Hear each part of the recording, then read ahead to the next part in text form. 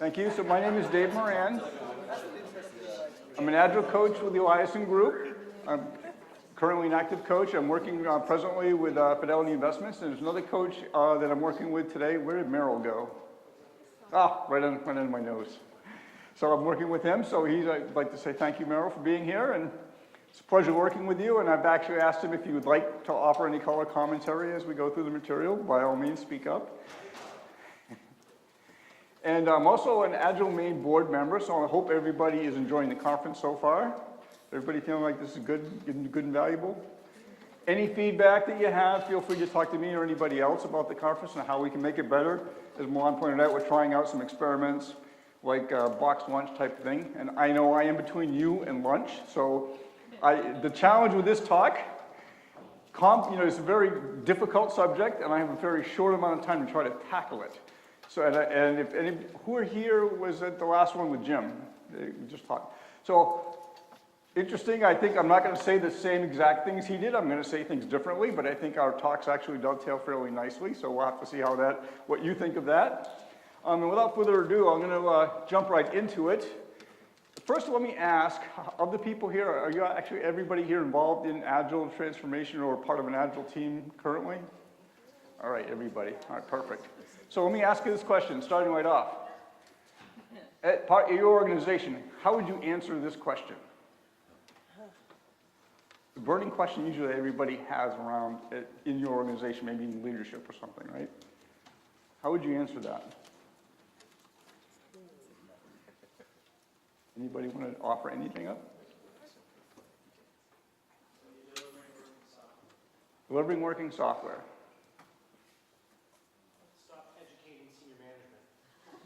When you stop educating so they get it, right? So yeah, they're in the zone, right? They understand what this is now. They said, let's go Agile, but okay, what does that mean, right?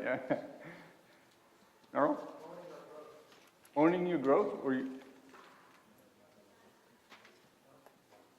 Not an easy answer, right? So I think Jim was talking about the maturity assessments. Everybody, we're going Agile, and then we want to have a measurement to indicate are we Agile or not, kind of a thing, right? From my perspective is if you have to ask, you probably aren't there yet, right? What can happen, right? So version 1 publishes surveys, and I like to look at these every year to see what's going on. There's been a consistent pattern year over year. There are Agile teams and various states of transformation going on out there, but then people report these things, right? And usually happening or indicating as we try to apply this at a broader scale across our organization, something might be going wrong, right? You get the existing company culture at odds with Agile values. Lack of management support or organizational resistance to change. Those are real problems. Anybody feel like they're experiencing something like that? One of these problems or more? Anybody not? And life is good? That you could share some things with? How you got there? So, a key factor in this sometimes what we can find is that there's some differing mental models at play with what it takes to be successful and how people are kind of viewing and perceiving reality, right? And what I've done with this talk for the purposes of this dialogue today is I've created these two boxes. One is going to be the traditional organization, and one is this target state, our Agile organization. And each one is really fueled by, a certain value set and a value system that's at play based on experiences and beliefs that you may have. So these are the things you need to tease out in your organization as you transform to Agile and as you try to scale Agile across the organization. There's going to be some things you're going to encounter, and you really need to be able to have some of these conversations about what's different. So just by quick way of definition, current state, traditional organization, that's my label. Hierarchies tend to be it's a natural way for people to organize. As you grow, as companies grow, it becomes a natural way to go. And some of the qualities you may see in an organization like this would be functional reporting relationships, testing, QA, what have you, analysis.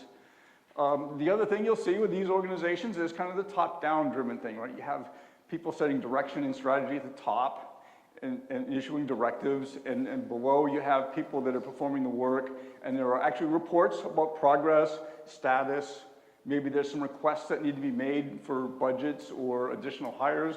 It goes up the chain, and then those requests are approved and come back down. Typical, very traditional organization kind of structure.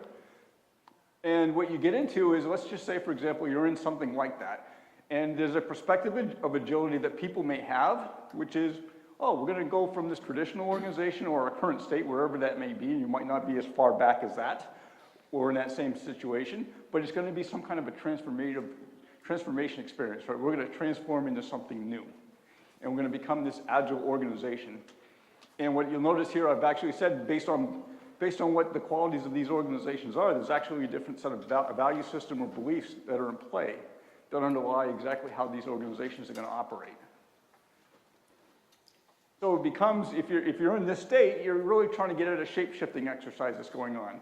And metaphorically, I've talked with folks about this. If you got kind of the organizational pyramid approach, a good first step might be, and people will say, well, we're just going to flip that upside down. Our empowered teams are going to be supported by the rest of the organization. And that's going to be our model, and that's what we're going to start doing. We're going to have some more of a servant leadership kind of model. And those are the things you'll start to hear. And ideally, you're going to actually continue to transform. You may actually flatten the organization a little bit and then mold it into this agile organization, which is more of a concentric circle, where we've actually got now customer reporting relationships. People are directly connected to the customers, generating and providing value. They have the authority to act, so they can make decisions and act on behalf of what's going to drive value for the organization without having to get all these approvals. And they can easily reach across the organization, share information and knowledge, and they're supported by some folks in the middle that may actually be doing things that, enable them to continue to provide value. You might have things like payroll or legal and things like that that provide organizational support and take the load off of other people, so you can actually enable them to continue to work and interact with the customers and be as close to the customer as possible. Does that make sense from just a quick setup on the models and what we're talking about here? Does this fit kind of what everybody would think an agile organization might be, just as a high-level kind of discussion? All right, so the question becomes, is this the true intent when you're actually talking about transforming to agile in your organization? So you may get this, and this can happen, right? And I think Jim was talking a little bit about this. You may have some people, and it could be leadership in your organization, that has a perspective that says, yeah, agile's for these guys over here. And you might get into this other dynamic, which can happen in your empowered teams, but they're actually getting almost abused, right? You actually say, let's make all of our problems go away. We're going to shift a bunch of stuff down to them and let them address all those issues, right? Anybody seen something similar to that? Some head nods, yeah? Real problem, right? So that means what's going on here is maybe the people at the bottom here have one perspective of agility. They're expecting the leaderships to be transforming, and actually the expectation is we're going to be doing something very different as a company with Agile, and leadership might not really be on that same page, right? So you've got some issues going on here. So, and it might be that they're just viewing this as some kind of an efficiency improvement. We can have Scrum teams, they're going to get more hyper efficient about what they do, and life is going to be much better for us as a consequence. It's really good to have these conversations, right? And make sure everybody's on the same page with what their expectations are. And that lack of alignment, when you don't have that, is actually extremely costly for companies. You start getting a lot of unproductive conversations. So early on, when you're doing some initial pilots, you're getting some initial learning going on, you have maybe some supportive leadership or people, at least in a small part of the company, everybody's closer and in sync, right? You get into that initial, everybody's aligned, but over time, let's say that you're investing in a lot of team learning, team training, coaching, and leadership maybe is either not bought in or there's some people not investing as much time. You start getting that gap going, right? And it's what I call organizational friction can start to result, because people, again, have different expectations about how work should be progressing. And now you're going to get into a lot of different conversations around what should we do, why is this going wrong, and really just trying to work yourself through what all the problems are going on. Agile teams rubbing up against non-agile parts of the organization, so to speak, right? That creates a lot of friction. So, getting to an expectation, anybody want to just define what an expectation is? Offer up any kind of thoughts you might have there when we talk about these. Yes? Preconceived notion about how something's supposed to work. Yeah. So it is. It's a belief, how we expect the future to unfold. And interesting enough, if it doesn't unfold the way we expect, it can cause a negative reaction. Think about how teams are expecting leadership to act when they say, we're going agile. Some people may have a very different perspective about how the organization is going to change than leadership does, right? And that can lead to actually mutual dissatisfaction in terms of how things are going. And that just creates a whole lot of, can create turnover and low employee morale, a bunch of things can start, lower productivity as a result. So really, you got to be able to have, anticipate these challenges, and then fundamentally, you got to be honest and transparent and explicit about what's going on, and have the conversations like Jim was talking about.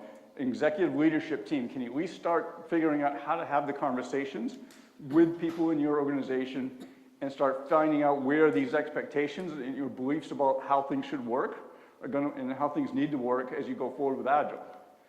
And I like this quote from Mike Cohn.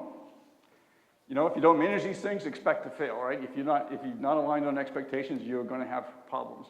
And that comes back to the version 1 survey results, right? In terms of if you're not managing the expectations and actually barriers to further Agile adoption, you're going to run right smack into that one way or the other. So what I've done is challenge myself how to address this problem, and to set this up, think about, again, back to our boxes. Organizations have a bunch of different interacting elements that are going on here. People are going to take up roles, establish relationships in order to carry out their responsibilities that they have, right? And they're going to do that typically in accordance with the organizational structure, and I've actually got the traditional one kind of laid there in the middle.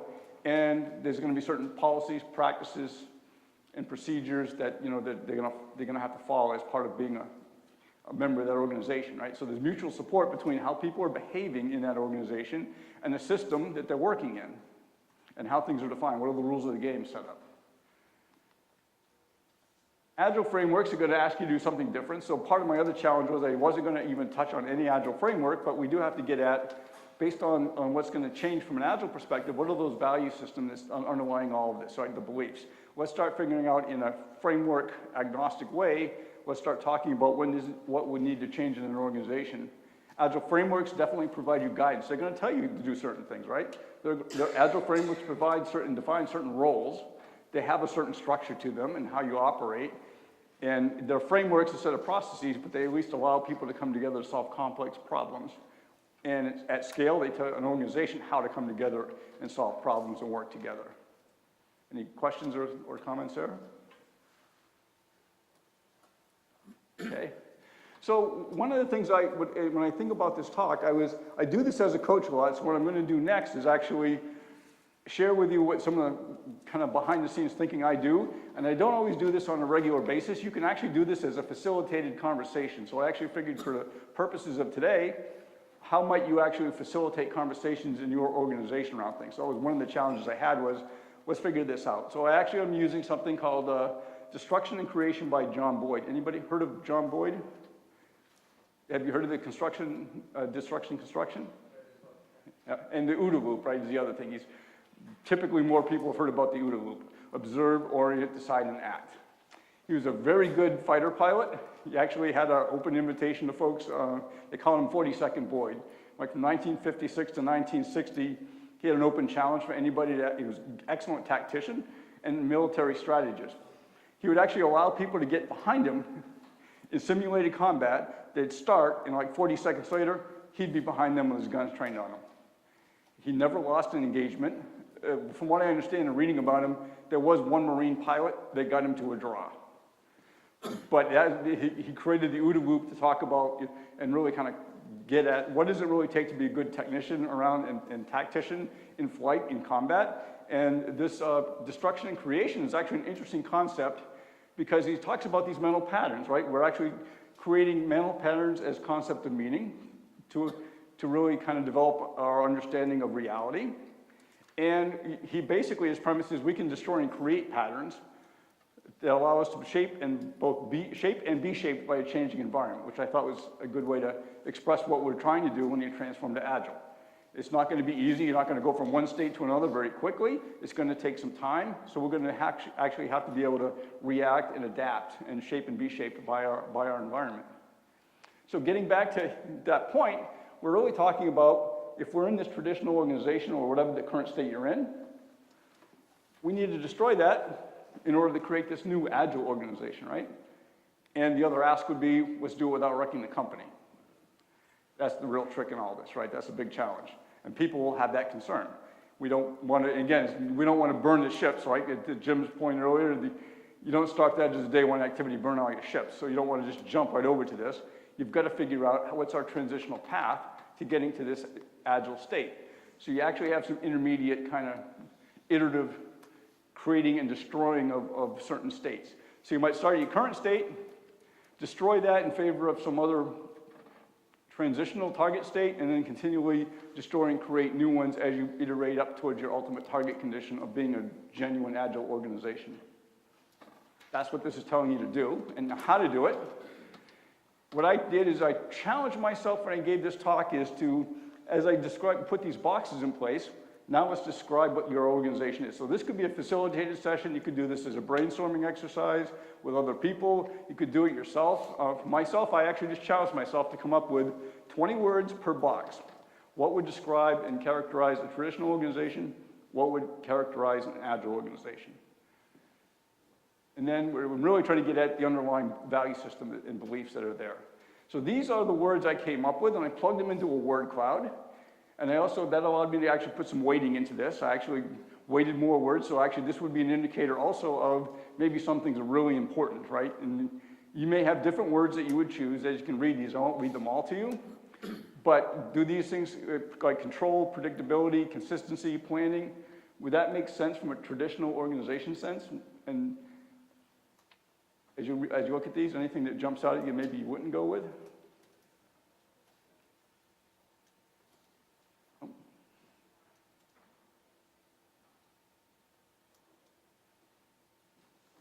So that was my 20 words for a traditional organization. I went over and did the same exercise with an Agile organization, and I wasn't sure if I wasn't going to duplicate words. I ended up finding completely different words on both sides of the equation, in part because I was trying to get into two extremes. Here we're talking about autonomy, adaptability, responsive, so a lot of different set of words, but do those kind of reflect what you would expect to see out of an Agile organization?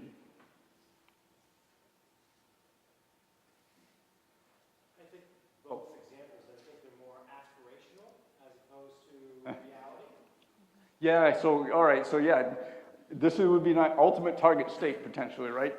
Can you get there right now? So that's the next thing you have to do. Excellent, excellent point. So the next part of this is what John Boyd talks about with his destruction and creation. Let's take these constituent parts. I've actually labeled these things either parts of an organization. Let's pull them out and really just separate them from what they're already in these boxes now into something else he calls the CMA hierarchy. Now, I didn't scramble the words around because I'm going to do something a little different. But now we got these things, what we're trying to do is create a little bit of separation from here's where we are today and here's where we might want to go. And the goal is, again, from an aspirational standpoint, now let's start thinking about what are the big things we want to go after. So maybe it's the big words that we want to try are more important to be thinking about. And this is having some conversations. And this is, again, facilitated conversations you can have would be, let's just try to pick maybe some things that look like they might be opposing concepts. What might be, and this would be indicators of where you need to have conversations and actually have talk about change, right? So in this particular case, my conversation starters were predictability versus adaptability, right? Those things might feel like they oppose one another. And these are the conversations you can start to have. And I'll go to the next level. Before I do that on the next slide, was anybody here, we actually had our first conference in 2013. Was anybody actually at that? We call it the Agile Maine Gathering. Is anybody here at that? So Dan Lefebvre was there. Did somebody raise their hand? Let's see if you remember this. So Dan Lefebvre was one of the speakers. He actually talked about something, and what I've done is actually used John Boyd's destruction and creation to kind of lead up to this, is force field analysis. So when you actually have these opposing pairs, it might suggest change that you need to undertake, and now you can actually talk about what's driving us towards adaptability, what might be a restraining force, and predictability now is a desire to be predictable might be a restraining force, and in between, you've got this proposed change you can make. So this becomes a way to frame up what do we need to change to, and what's kind of driving us that way, and what might be holding us back. So as an organization and as a facilitated conversation, you can actually get into really getting at what new expectations might we need to set, what do we need to actually change as a consequence. Does that all make sense? Trying to give you some ideas about how to approach and have the discussions in a constructive way. And you can continue to do that. Now, this might be some things as you look at the word clouds, maybe there's some related pairs. There might be some themes that you're actually starting to kind of see, and related to adaptability and predictability, being planning, the planning and responsive, conformance and divergence kind of opposing pairs. So you can see here, we're talking about pilot projects that you might have done that demonstrated success with empowered teams adapting to rapid feedback. And there might be a change that's suggested here that let's give the teams the permission and the space to make immediate adjustments based on actual feedback. So now we're actually allowing them to maneuver. A restraining force here is the desire to be, conformist to plan, right? There might be a rigorous change control process in place in your organization, a desire to really conform to the plans that you set. And then below that, there's actually, from a planning orientation, a strong culture of plan the work and work the plan. That's going to suggest, in terms of change, shifting our definition of success to creating a successful outcome as opposed to just delivering against plan. That's going to be some different set of expectations you need to set. It's going to drive certain set of conversations, but also it allows you to actually talk through about why these things are actually would be a good thing, right? So the bottom left, customer satisfaction is increasing when we actually incorporate changes they want.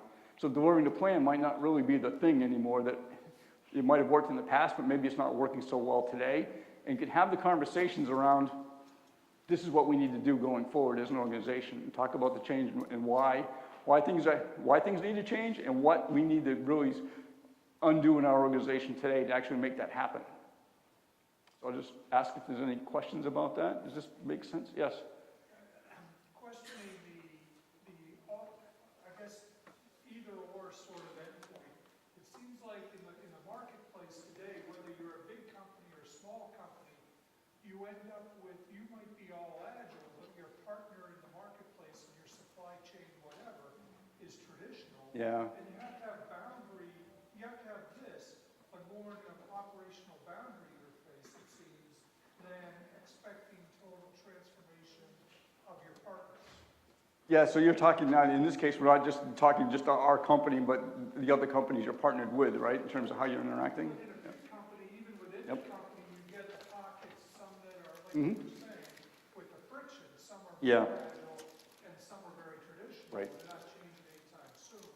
Small companies have it in their market relationships, big companies have it internally. But I'm wondering if there's a negotiation instead of a transformation sometimes using this method. Yeah, there is. So that's a good question, right? So particularly in a large organization, you can't transform the entire organization. So you are going to have to acknowledge, and this is part of where you want to be explicit and clear, is to the benefit of the organization, because sometimes these things don't really get talked about enough. But where are you going to just, and I'll get to that in a minute, I can just move ahead real quick. But just to point out, there are a couple of, I'll answer that, please let me know if I don't. But I do know I addressed that in a slide coming up. But there were actually some values in the Agile Manifesto that reflect a couple of things that we're talking about here. Of course, I put the deck together, so it made it easy to do this. But it's also consistent as an Agile organization. These are the things we're trying to aspire to and why. And you really have to have the conversations. And again, where in our organization does this make the most sense to apply this? Because maybe in some areas, you need to be more agile than others, right, within your organization. The other thing you can do is actually, as you kind of look at the word clouds, is maybe there are some things that look like you can cluster them together to talk about maybe holistically. So as you look at these, anything that would say it would jump out at you, look at these opposing pairs, what kinds of conversations might you want to have around change? What kind of change would this suggest? You don't have to come up with the full force field analysis, but what kind of changes might these suggest?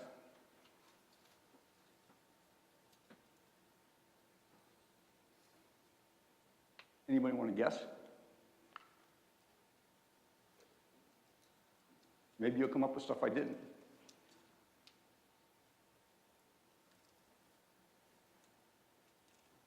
All right, here we go, the big reveal. So a couple of things here. You talk about efficiency and effectiveness and some other things that are up there. The focus, again, it reinforces some of the things we talked about before. Now we're talking about focus on delivering customer-facing outcomes and not keeping specialists busy, right? So there's a utilization and effectiveness and efficiency, that kind of a dynamic is language that's kind of embedded in this. And these are the conversations as you talk about some of these things, these might be what starts spilling out. Individuals are now expected to expand their skills, right? So they're not just gonna always work within their specialty, but they're gonna expand their skills ideally to help the teams they're gonna work on deliver value, which gets to the next point, which is rigorously prioritize work and using multidisciplinary teams to deliver that work. So these are conversations that you can actually start talking about what needs to change, how far reaching is that going to change. And then the last set, I just kind of lumped all these together. But as you look at that, I'll just throw this out there as one value from the Agile Manifesto. Some of this speaks to, okay, process over framework, control autonomy, micromanage versus trust, really getting into the individuals and interactions over processes and tools, right? So this might suggest some things you need to change and have some conversations around that and what some of these things mean. So fundamentally, now getting back to this is another thing, it was a question that came up here. So you're building out your plan. You have to decide based on all these conversations, what are you going to prioritize? What do you need to work on now? And you can't do everything all at once. So you have to kind of make your plan and decide based on our current state, where we are today, where do we think we want to be from a future state? And this is just an iterative state. It's not going to be a full-blown, burn the ships, we're going to transform to Agile next week kind of a thing, but what kind of steps do we want to take as an organization?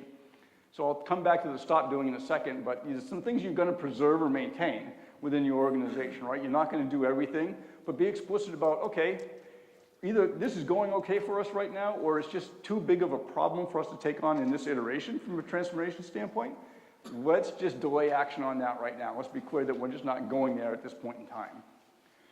Things you need to start doing, obviously, what are the things you're gonna wanna do, or maybe you've already been doing certain things. You wanna do more of those things because they're proving to be a very good thing for the organization. Outline those. Things that you might need to change or adapt based on your prior iteration, what needs to actually just be, we can keep elements of it, maybe we need to adapt something, right? And then finally, investigating and learning. So I'll cover that in a second as well. So Jim, in the previous talk, talked about this as a big point. I don't know who to attribute that diagram to, but it makes a lot of sense. I've used that a lot of times. But it happens, right? Everybody's so darn busy, they can't actually implement any kind of new change. So you've got to build out the capacity for the organization to actually change. You've got to stop doing some things. Peter Drucker has a good challenge. What have you stopped doing in the last couple of months? Because if you haven't done that, you're not going to be able to implement anything new. And then Rod Savage from Taco Bell talks about, if you can't execute a new strategy, if you don't remove some of the past. Makes sense, but it's hard to do, but those are conversations you really have to stop doing if you're going to undergo some transformational activities. And sometimes the stop doing is the organizational whip problem, right? There's just a lot going on. What can we start rationing back on, and what are our real priorities? And let's focus on those, and let's start making a little more space.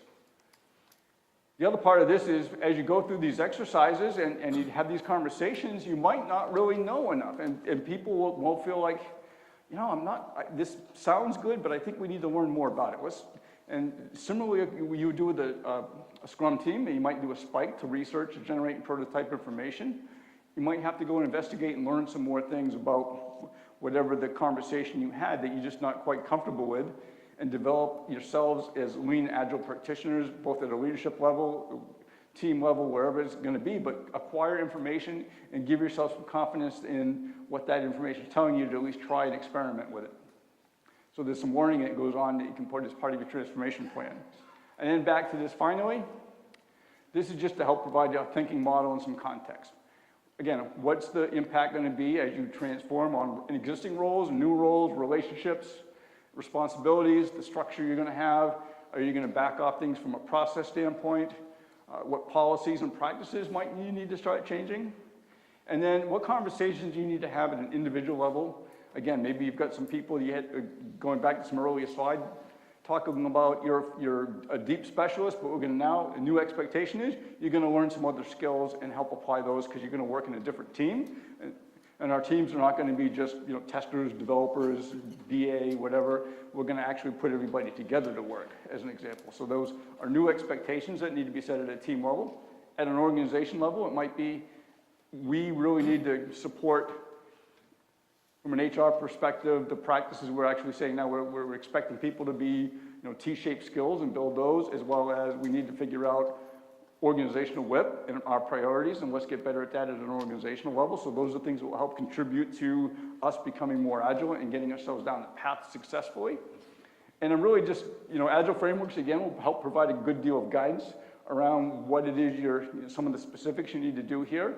And I would definitely say that, what I'm trying to do is get at not only what the Agile frameworks are telling you to do, but kind of getting under the covers a little bit about what needs to change from a behavior and expectation standpoint, and things you need to communicate.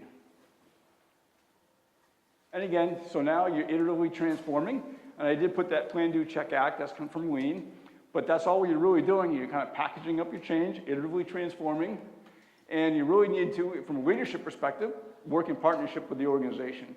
What is the capacity of the organization to change, and what is the rate and the ability for people to change within your organization? That's going to vary, but you really want to be in tune. Everybody needs to be having these conversations and being on, again, part of it is just getting on that same page and getting some alignment. So again, just a quick quote just to close things out. But did I answer your question, sir? Okay, good. Perfect. Other questions or observations from your own experience on this?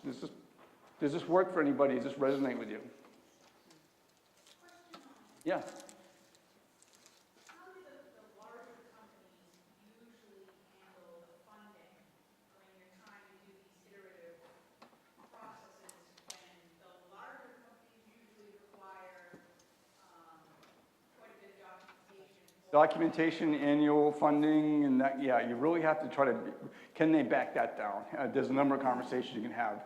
Part of it is maybe you're talking about funding value streams, and these are long-lived things, and then you're releasing budget kind of incrementally. Might be a tactic.